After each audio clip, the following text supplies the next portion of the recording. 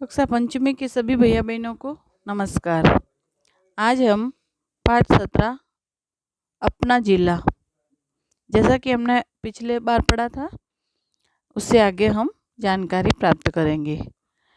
जैसे कि राजस्थान का क्षेत्रफल कितना है, तो राजस्थान का क्षेत्रफल 3,42,279 वर्ग किलोमीटर है। राजस्थान में कुल कितने ज़िले हैं? राजस्थान में कुल 33 ज़िले हैं। आज मैं आपको ये राजस्थान का नक्शा, जो कि आपको खाली नक्शा लेके ये सारे उसमें ज़िले भरने हैं।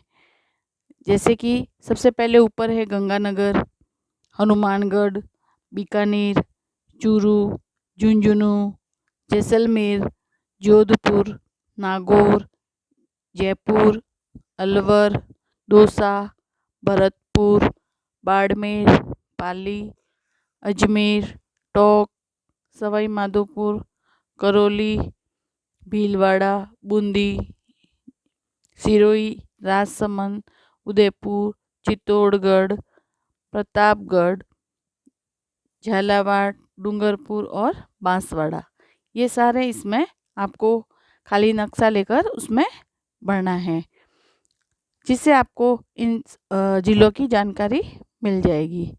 अब राजस्थान में कुल कितने ज़िले हैं? राजस्थान में कुल 33 ज़िले हैं। आपके ज़िले का क्या नाम है? तो हमारे ज़िले का नाम है जोधपुर। आपके ज़िले की सीमा से लगे कौन कौन से ज़िले स्थित हैं? बीकानेर, जैसलमेर, बाड़मेर, जालोर, पाली और नागौर। ये हम मानचित्र में देखकर भी बता सकते हैं। अब हम पढ़ेंगे ग्राम पंचायत के बारे में। तो कई कस्बे, गांव आदि मिलकर ग्राम पंचायत बनती हैं। ये गांवों में पानी, बिजली, यातायात, शिक्षा, स्वास्थ्य, सफाई आदि सुविधाओं की व्यवस्था करती हैं। ग्राम पंचायतें क्या क्या काम करती हैं? तो पानी, बिजली, यातायात, शिक्षा, स्वास्थ्य, सफाई आदि सुविधाओं की व्यवस्था करती है। अब पंचायत समिति क्या करती हैं? आसपास की कई ग्राम पंचायतों को मिलाकर पंचायत समिति का गठन किया जाता है। पंचायत समिति अपने क्षेत्र के सभी गांवों के विकास की योजना बनाती हैं। ग्राम पंचायतों को विशेषज्ञ उपलब्ध करवाकर विकास कार्यों को संपन्न करवाती हैं।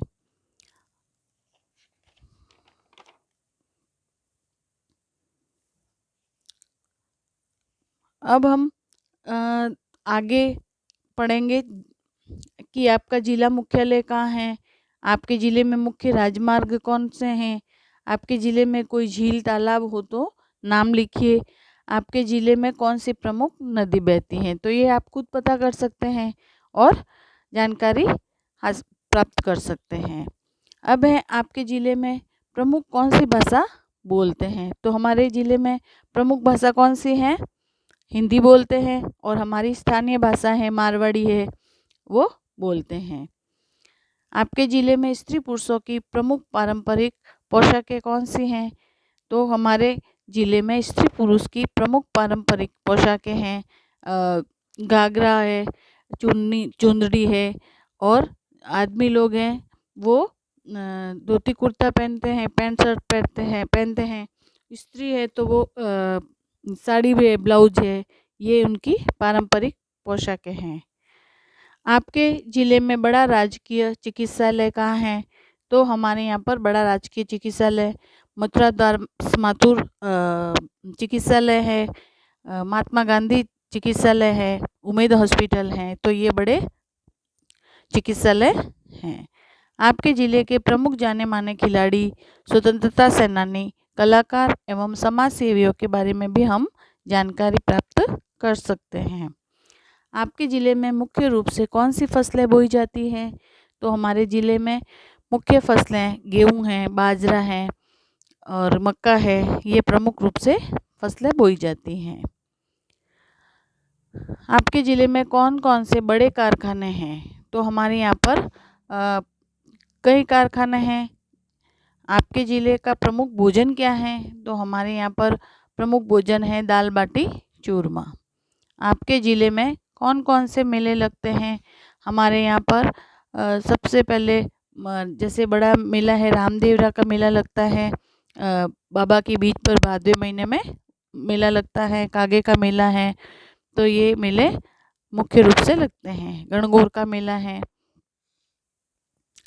अब हम आगे पढ़ेंगे बैंक एवं सहकारी संस्थाएं। बैंक रुपयों के लेन देन का कार्य करता है। सबको पता है आप लोगों को कि बैंकों में क्या क्या कार्य होते हैं। रुपये पैसों का लेन देन का कार्य होता है। यह रुपयों को अपने पास जमा रखता है और उस राशि पर ब्याज भी देता है। यह लोगों, संस्थाओं, उद्योगों, कंपनियों आदि को ब्याज पर कर्ज देने का कार्य भी करता है। बैंक किसानों को खेती के लिए कर्ज देने का कार्य भी करता है। इन कर्ज के रुपयों से किसान अपनी खेती के कार्य करता है, जैसे खाद, बीज खरीदना, कीटनाशक दवाइयाँ खरीदना, खेती के औजार खरीदना आदि। उक्त कार्यों से प्राप्त आमदनी से वह परिवार चलाता है, साथ ही बैंक का कर्ज भी चुकाता है। सहकारी समितियां भी किसानों को इन्हीं कार्यों के लिए कर्ज देने का कार्य करती हैं। अब पता करना है कि पुराने समय में किसान कर्ज किन से लेते थे। अब तो बैंकों से और लेते हैं, तो पुराने समय में भी किसान किससे कर्ज लेते हैं, वर्तमान में किसान कहाँ कहाँ से कर्ज ले सकते हैं, तो इसकी जानकारी हमें पता करनी है। किसानों द्वारा पुराने जमाने में लिए जाने वाले कर्ज और वर्तमान में बैंकों, सहकारी समितियों से लिए जाने वाले कर्ज में क्या क्या अंतर है, बैंकों व सहकारी समितियों के कार्यों पर चर्चा करनी है। अब है पुलिस थाना। देश में कानून व्यवस्था बनाए रखने के लिए पुलिस व्यवस्था है। कानून व्यवस्था बनाने के लिए पुलिस की व्यवस्था है। गांवों, ढाणियों और फलों मंजरों में लड़ाई झगड़े या किसी प्रकार के लेन देन संबंधी या अन्य कोई विवाद आदि होने पर पीड़ित पक्ष अपनी पीड़ा या शिकायत पुलिस थाने में दर्ज कराता है। कई कोई वारदात होने की सूचना पर भी पुलिस प्राथमिकी यानी कि FIR दर्ज कर कार्रवाई करती हैं। पुलिस लोगों को पूछताछ के लिए थाने पर बुलाती हैं, तो कई बार अपनी हिरासत में भी ले लेती हैं। अपराधियों को गिरफ्तार कर न्यायालय में पेश करती हैं। हर वारदात या अपराध का प्रतिवेदन तैयार करते समय पुलिस उसकी प्रकृति के आधार पर भारतीय दंड प्रक्रिया संहिता आदि की धाराओं का भी उल्लेख करती हैं। चोर, उचक्के, डाकू, लुटेरे, हत्यारे आदि अपराधियों से जनता की सुरक्षा का कार्य पुलिस थाना ही करता है। पुलिस समय समय पर गश्त लगाती हैं और किसी भी जुलूस, सभा आदि के दौरान भी यह सुनिश्चित करती हैं कि कोई अप्रिय या आपराधिक घटना न हो।